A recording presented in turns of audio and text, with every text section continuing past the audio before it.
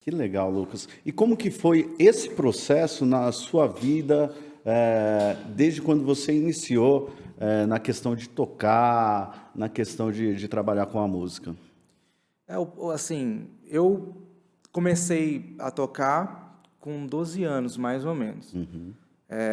Eu sempre fui da igreja, os meus pais eram da igreja, né? E eu queria tocar. Então eu pedi, assim. Na verdade, relembrando bem a história, o meu o meu irmão queria tocar, né? O meu irmão queria tocar.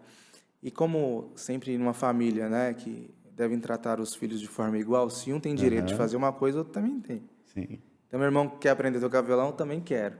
Legal. Só que eu comecei a desenvolver mais interesse. Meu irmão, ele ficava dormindo, o professor ia na nossa casa, né, e tocava a campainha, meu irmão não abria a porta, ele estava dormindo. Aham. Até mandar um abraço aí depois para o Eliseu, que foi meu primeiro professor, se ele estiver Que legal. assistindo aí. E eu continuei, né? Mas não Aham. foi assim, eu não senti logo de cara que eu tinha um talento tão imenso. Entendi. Mas eu sentia que a música me emocionava. Aham. Então eu via, né, um guitarrista que usava um pedal de coros, fazia uma coisa diferente, aquilo mexia comigo. Eu falava, nossa, o que está acontecendo? Né? Então eu fui buscando isso, né? E fui buscando essa trajetória. E depois que eu comecei a aprender, aí depois de uns 2, 3 anos, que eu fui começar realmente a me aprofundar, a levar mais a sério. Aí é aquela coisa que a gente fala que não é a gente que escolhe a música, é a música que escolhe a gente. Aí depois que eu fui escolhido, aí foi um Aham. caminho sem volta, né? Então comecei a me apaixonar pela questão, e aí eu queria muito estudar numa escola que era o IGT, Que né? legal. Que é o IMT, que Eu todo mundo... estudei lá É também. mesmo? Estudei com o Wanderson, Que legal, o que Bersani, era né, o Wanderson? top. Só que, cara, na época não tinha condição, Aham. assim, para pagar a parada. Então, qual que era a minha alternativa? Ah, tem a OLM, Universidade Livre de Música Tom Sim. Jobim, e tem o Conservatório de Tatuí. Só que era super difícil de entrar, né? E a Uhum. linguagem não era a minha linguagem, Entendi. né? Todo guitarrista, geralmente, ele começa pelo rock, Aham. né? Então, a influência de bandas como Oficina G3, os guitarristas que a gente ouvia na época, né? Satriani, Steve Vai, Você vem numa linha do blues também, né? totalmente. A gente vai chegar lá.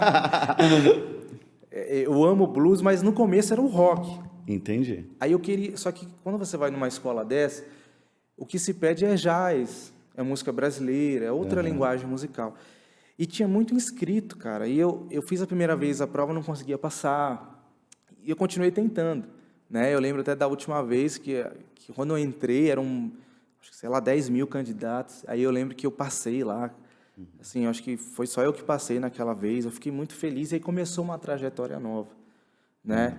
E assim, falando dessa questão de como foi para mim, eu posso falar para a galera que está assistindo, a música tudo é com esforço, Uhum. né? Infelizmente essa geração tem tudo mais fácil. Imediatista? O acesso à informação é muito rápido. Por Aham. exemplo, para eu estudar música, eu tinha que ir para o LM. Era lá no Brooklyn, quase, em Santa Aham. Amaro, e eu morava na Zona Leste. Então, eu, adolescente, pegava minha guitarrinha nas costas, 6 horas da manhã, saía. Aí, pegava, para quem conhece aí a Zona Leste, o famoso Terminal Parque Dom Pedro Sim. 3459, lotado, e guitarrinha lá. Descia no Terminal Parque Dom Pedro, pegava o temido Terminal Santa Amaro. Lotado. Cara, eu tive até bursite, porque eu não queria encostar minha guitarrinha no chão. Nossa, Então eu ficava levando nas bacana. costas. Eram 3 horas e pouco para chegar lá. E aí, eu tive um professor lá, o Jonas Santana, que é um cara que me influenciou, me abençoou muito.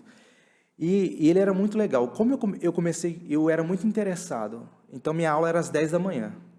Levava quase 4 horas para chegar lá, mas minha aula era às 10. Eu fazia minha aula e depois ele deixava eu assistir todas as aulas. Eu assistia as aulas dele até 10 da noite, até 9 da noite. Você passava o dia inteiro na Todo, escola? o dia inteiro, porque eu queria e ele via que eu Aham. queria aprender. E a família, como ficava?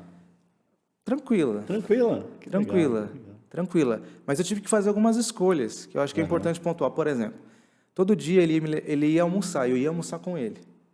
Um restaurante top. Só que eu nunca fui de querer explorar os meus pais.